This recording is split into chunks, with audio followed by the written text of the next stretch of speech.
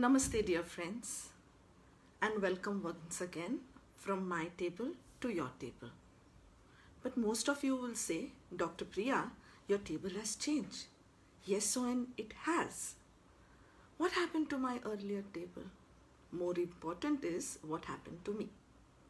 I injured my foot, and then I couldn't sit in Sukhasana or Vajrasana. So I had to elevate my position. Because with an injured foot, I couldn't put pressure on my leg. Hi Sangeeta. So, right now I'm on a Uchasana, which is a seat which is on a high position so that my leg can be straight. So this lockdown and Mr. Corona has taught me one thing, that nothing is predictable. Nothing can be taken for granted. There are surprises at every corner. What you plan today may change tomorrow. So the only way forward for each and every one of us is to become more and more resilient. Like Sundar Pichai says, the cockroach approach. Cockroaches have survived from the time of the dinosaurs. And these cockroaches are there even today. Dinosaurs are extinct, but our little cockroach is still all over the place. Do you know why? Because the cockroach learned to eat practically everything and anything. I've seen cockroaches gobbling pieces of even soap. And I used to wonder, what do they get in it? I don't know what they get, but they know how to survive.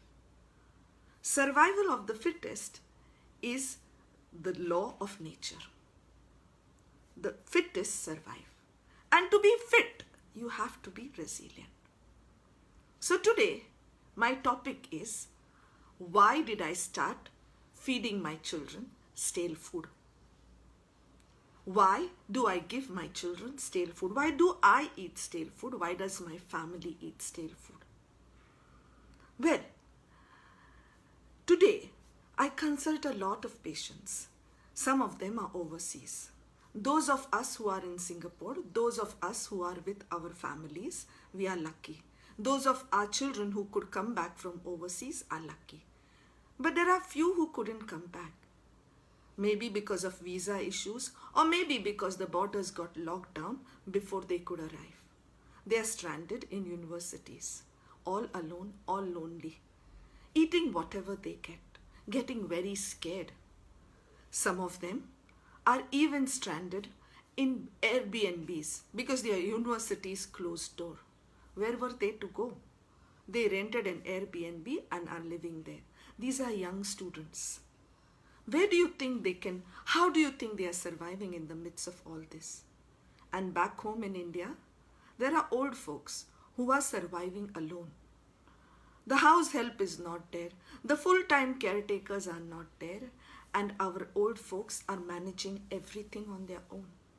Grocers are not coming. The sabzi wala doesn't come. They can't step out. And yet they are managing alone. It is resilience which finally is standing people instead.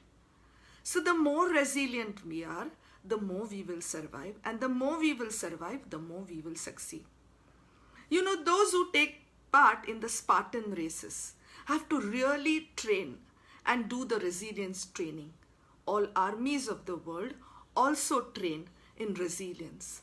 But when we think of resilience, we usually think of muscle training, power training, training to walk long distances, training to climb mountains. But large part of the training is also training our gut, training our alimentary canal, training our gastrointestinal canal, our intestines to digest just about anything. But if you have not been exposed to different kinds of things, if you have never eaten stale, do you think suddenly your body can start digesting stale? It cannot. It will not know how to draw nutrition from the stale food. Yes, I understand. As a mother, I should give my children healthy, fresh food. That is important. But if I have to train their resilience, if I have to train them to survive in any kind of circumstance, if I have to train them to survive even on leftovers and train their alimentary canal to seek nutrition from that, then I have to give them stale food from the very beginning. Little doses so that their alimentary canal becomes strong. There is a saying in Hindi, कि पत्थर भी पचा सकते हैं, which means you can even digest stone. You see, plants like cacti survive in even a desert. There is no water there, and yet the plant learns to survive. It develops techniques to survive. And therefore, today aloe vera is so famous. Remember, aloe vera is a cacti.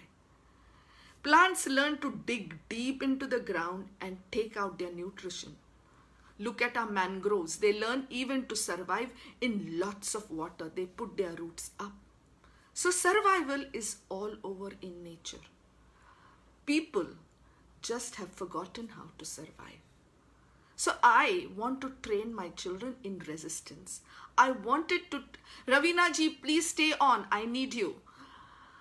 I want to train my children to be resistant, to be resilient, to be able to digest any kind of food, be it street food, be it food court food, be it hawker center food, or be it fine dining food. They should be able to survive even without food.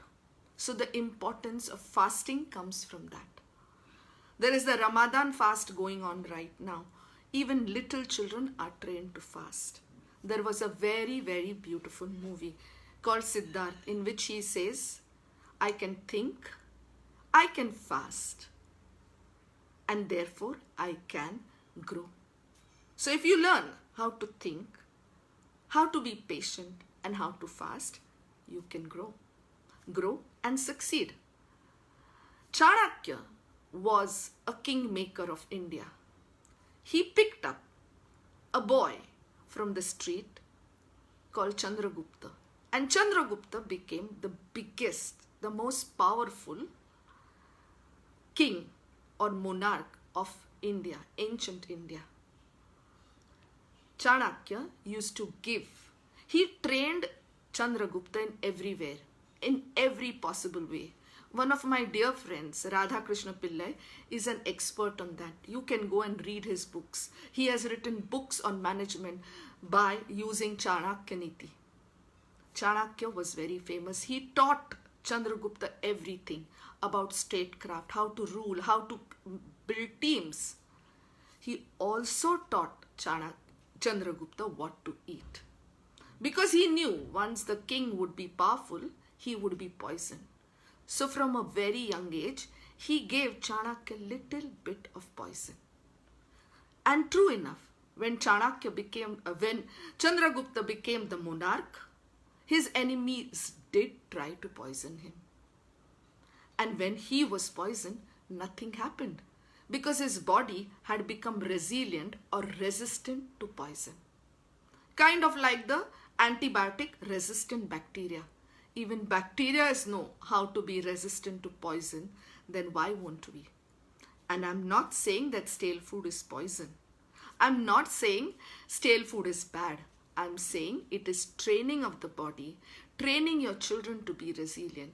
Because if you train them to be all this collie model little ones, when they go to university, they will have super brains, but not super guts, and wouldn't know how to survive. There is going to be no mummy giving fresh homemade food there. The hostel food, I've lived in a hostel. I know what it means. The dabba food, the mess food, and they will fail there. They'll fall sick. So you have to train them to be resilient in their gut. Have strong, fauladi, iron-like guts. You know, I worked in Mumbai, or practiced as a doctor in Mumbai for 11 years, and then now 18 years in Singapore. Singapore provides all the comforts, all the hygiene, all the good food to the kids, and I'm talking about expat kids mainly. Going to international schools, getting the best of vitamins, and yet they fall sick.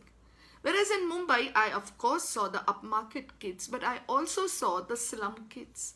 And mind you, my slum kids were more resistant. They wouldn't fall sick as often. They had become Fauladi. So train your children to have even stale food, because Corona pandemic has taught us that we don't know what kind of times are going to come. See, your and my parents lived after the Great Depression and after the World War II, and they knew how to save food. They knew how to manage their expenses. They knew how to even survive on leftover foods. But they kind of maybe cushioned us, and then we cushion our children even more. So Corona is here to teach us that let's learn to be resilient even through what we eat. And yes, stale food need not be boring food. Who says that? I'm going to show you a book. This book is Om Cooking. It was compiled in Chinmay Mission, Singapore. And the compilation was done by two amazing ladies. One of them is a famous celebrity chef now, and all of you know and love her. She's Sarab Kapoor. Sarab Kapoor ji is well known all over Singapore and all over the world. She has also compiled lots of recipes here. The other chef, who is equally talented and equally kind-hearted and a beautiful person, is Ravina Bhojwani. Ravina, if you're watching me, thank you for this book. This book has some amazing recipes. But you know, this book also has recipes written by two spiritual masters. One is Swami Chinmayananda and the other is Swami Tejomayananda. Swami Tejomayananda himself used to cook. And one of the recipes he has written, which comes from his childhood, is stale roti laddus. All of you who are watching, especially those who are from Maharashtra, Mumbai, Pune, Kolhapur, know how it tastes. It's yum. The stale rotis are broken, literally made into a powder. Jaggery is added, some bit of ghee, and made into laddus. That used to be my snack in school. And then those of you who have seen my thumbnail for this live, there is the fodnichi podi, or kuskara as it is called. The chivda made from leftover chapati roti of the previous day. You can make it even with bhakri. The previous day roti are just broken into tiny bits. And then you can add whatever you want, carrots, corn, peas. Make it as interesting. Let your innovation flow. Your kids would love it, and you will train them to derive nutrition even from stale. Then there is this book. If I open the pages, you will understand how old and worn out it is. It is my legacy from my dad. This book was written somewhere around the 1940s probably, after the Great Depression and just around the World War II. Times were difficult. People didn't have free flow of food. Globalization hadn't happened as yet, but industrialization had. And then there is this chapter which says penny stretchers. This lady has actually given recipes on what to do with leftover cereal, leftover bread, leftover meat, leftover vegetables, a whole book on what to do with your leftovers. And these are amazing recipes. This is a passed down to me from my dad, a cherished legacy that I carry. Really, think about it. The pakhol from Orissa, or pal sadam from Tamil Nadu, or I come from Bombay, idli fry, which is stale idlis fried and served the next day, or fodnichi podi, kuskara, stale bread, what is that, chivda. So many amazing recipes. Leftover rice thalipit. So many amazing recipes. Your child won't complain. In fact, back in India, when I had a helper to make rotis, 1 or 2 rotis would remain. and I had a box in my fridge where I would save pieces of roti, pieces of bread. When that box filled up, I would make fodnichi podi, and everybody loved it. You cannot make fodnichi podi of stale roti laddu with fresh roti. It just won't happen. So it can be tasty, it can be yummy, and yet you will train your child's gut to derive nutrition even from stale food. So do try it out. Do try teaching your children to eat stale. Do try teaching your children to eat in limited portions. Do try to tell your children to eat whatever is served to them. You own a house. You have a family kitchen. You do not run a restaurant. Please don't give them menu cards which say, oh, what would you like to have today after school? Pasta? Would you like to have paratha? Just because there are helpers to help doesn't mean you spoil their habits. Train them to eat whatever comes. And eat it with gratitude, with blessing.